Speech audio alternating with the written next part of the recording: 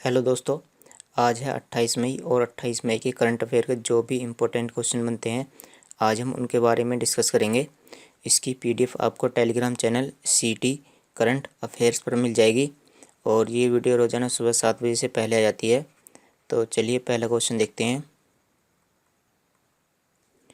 तो हाल ही में क्या हुआ है कि मोहाली इंटरनेशनल हॉकी स्टेडियम का नाम बदला गया है। मोहाली इंटरनेशनल हॉकी स्टेडियम का नाम बदला गया है। ये जो हॉकी स्टेडियम है यह पंजाब में स्थित है और इसका नाम बदल करके क्या रखा गया है, तो इसका नाम बदल करके बलबीर सिंह सीनियर रखा गया है।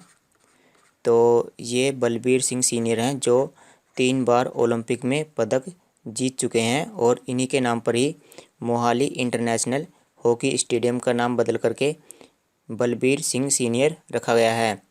इनकी मृत्यु पिछले साल 25 मई को हो गई थी।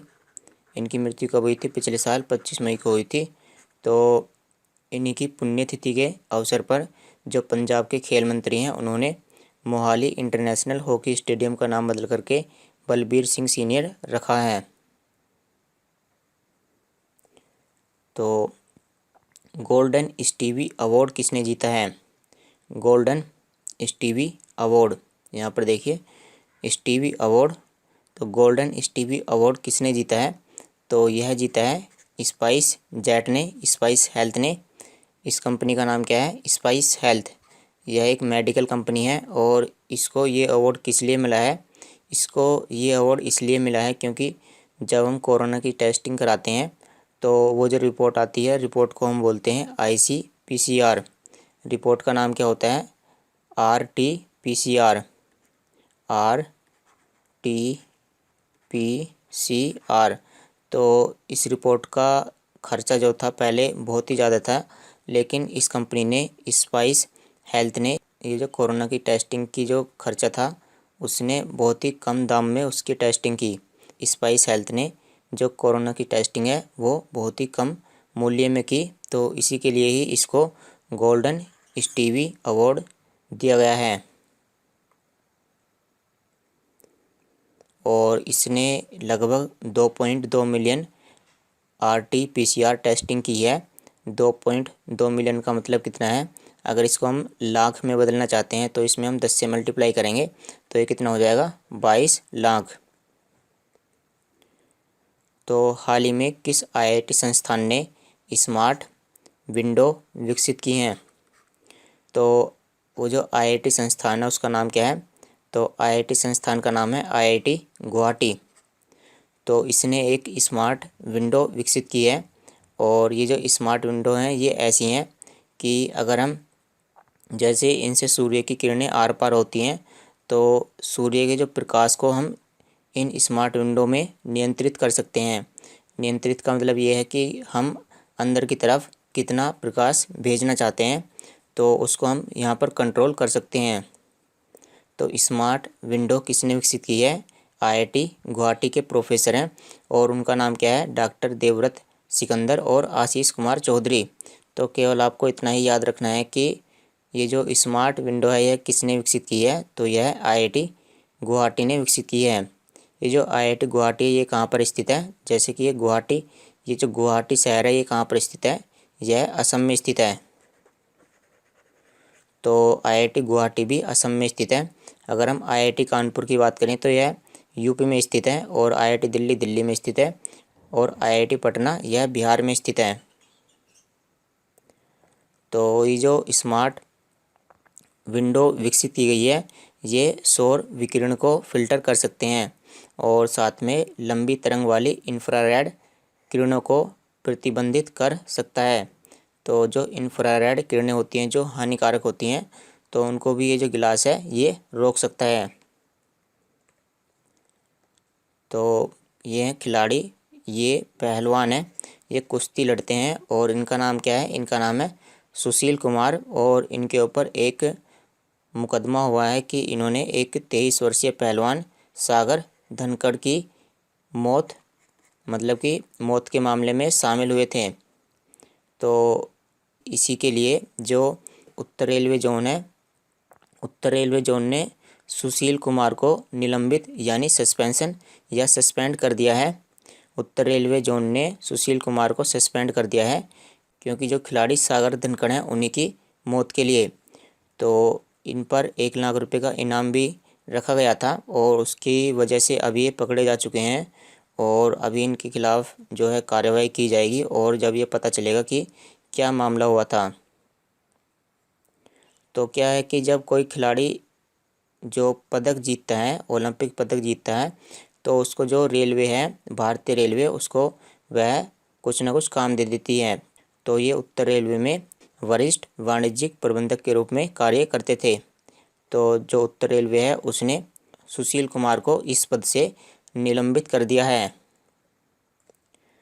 तो एनडी जैसी किस कंपनी के सीईओ बने हैं, यानी चीफ एग्जीक्यूटिव ऑफिसर। तो ये अमेजोन के सीईओ बने हैं। इससे पहले अमेजोन के सीईओ कौन थे? इससे पहले अमेजोन के सीईओ थे जेफ बेजोस। अगर हम जेफ बेजोस की बात करें तो ये विश्व के सबसे अमीर व्यक्ति हैं।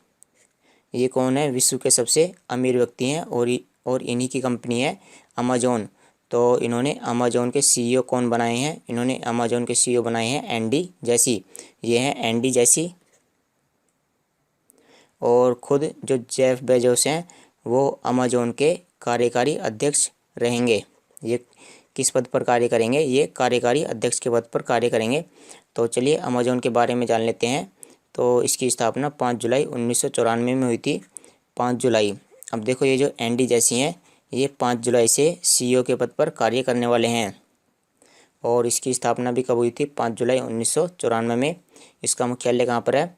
जैसे कि ये अमेरिका की कंपनी है तो इसका मुख्यालय है सिएटल, वाशिंगटन, यूएसए।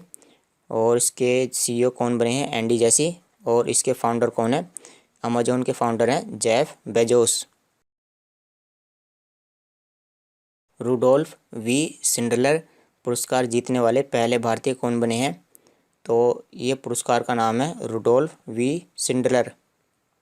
तो ये पुरस्कार जीता है डॉक्टर नागेश्वर रेड्डी। तो इन्होंने रुडोल्फ वी शिंडलर पुरस्कार जीता है।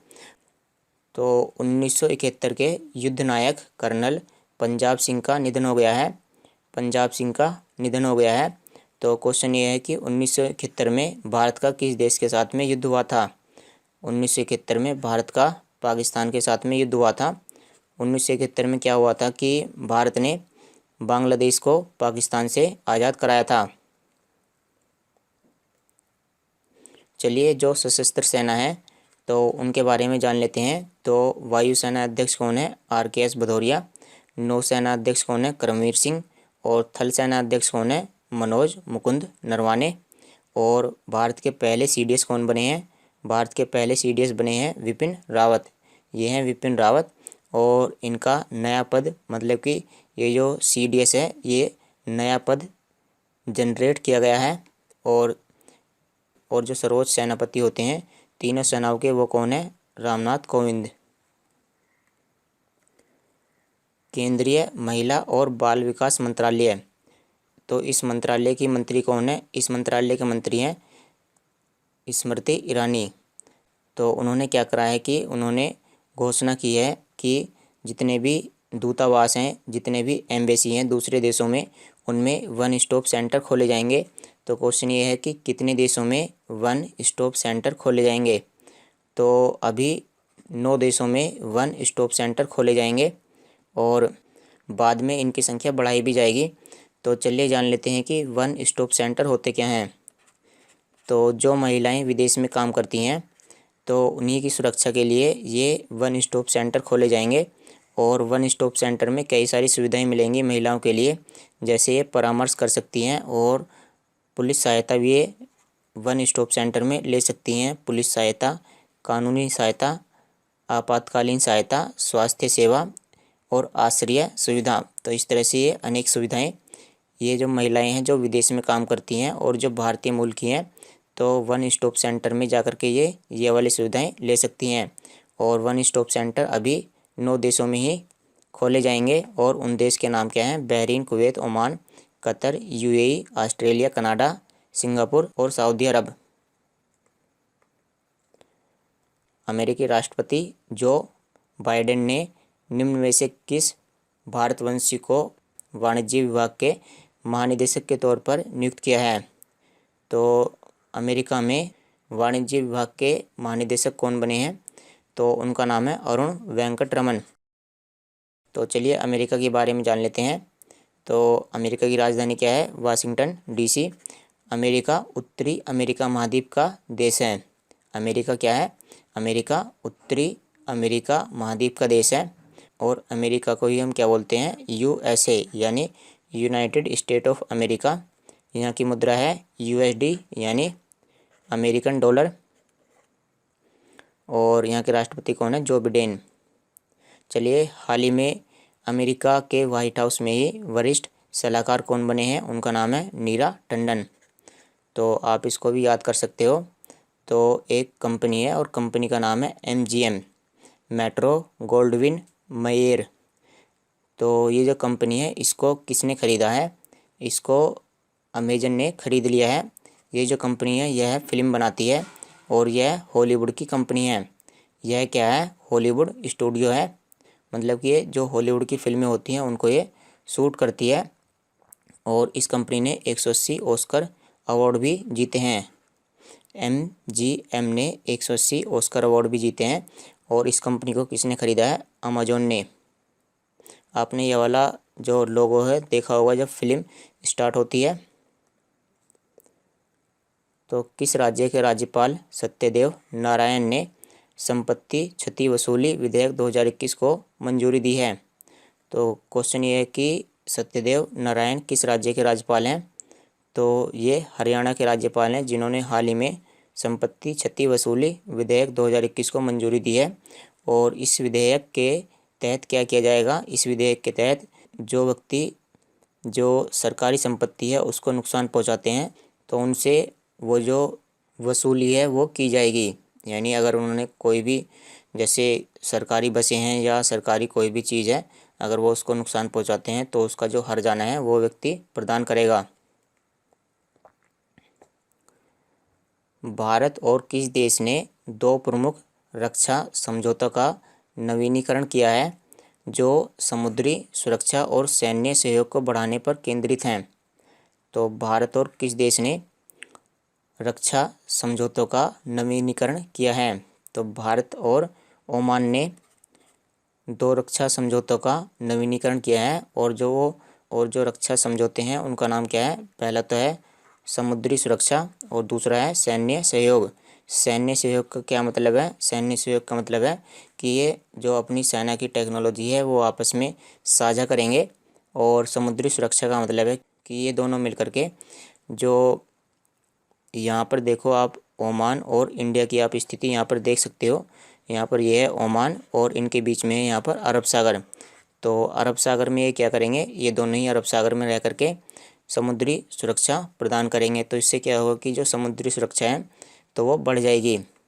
इन दोनों देशों के बीच की जो समुद्री सुरक्षा है वो आपस में बढ़ जाएगी। चलिए ओमान की अगर हम राजधानी की बात करें तो ओमान की राजधानी क्या है? ओमान की राजधानी है मस्कट। और यहाँ की मुद्रा क्या है? यहाँ की मुद्रा है ओमानी रियाल। तो चलिए दोस्तों आज की वीडियो में इतना ही। इसकी PDF आपको कहाँ से मिलेगी? इसकी PDF आपको Telegram channel CT current affairs पर मिलेगी। Thanks for watching the video. कल मिलते हैं आपसे।